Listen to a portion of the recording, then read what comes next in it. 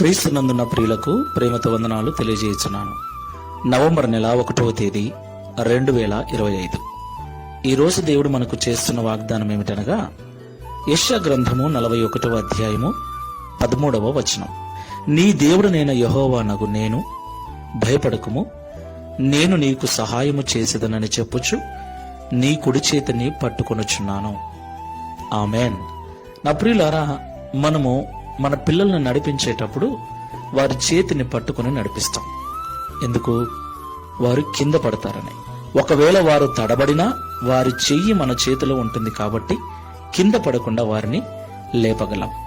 దేవునికి మహిమ కలుగును గాక. చెయ్యి పట్టుకోవటం అన్నది చాలా ఊతమిస్తుంది, ధైర్యమిస్తుంది, బలాన్నిస్తుంది, సరిగ్గా నిలబెడుతుంది.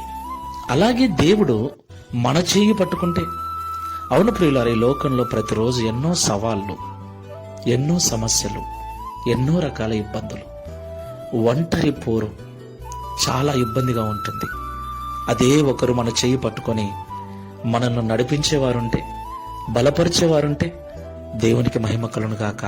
ప్రభు అంటున్నాడు, నీ దేవుడనైన నేను నీ చేయి పట్టుకొని నీకు సహాయం చేస్తానంటున్నాడు. దేవునికి మహిమ కలుగును గాక. ప్రియులారా, నిజంగా మనము దేవుని కార్యములను కొన్నిసార్లు గ్రహించలేక మూర్ఖంగా మాట్లాడుతుంటాం. దేవుడు మన చెయ్యి ఎప్పుడూ విడిచిపెట్టడు ప్రియులారా. మనమే పొరపాటుగా దేవుణ్ణి నిందిస్తూ ఉంటాం.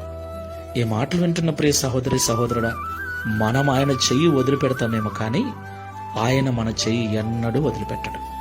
కాబట్టి ఆయన చెయ్యి పట్టుకోవటం మానేసి ఆయనకు మన చేతిని అందిద్దాం. మన Download ShareChat.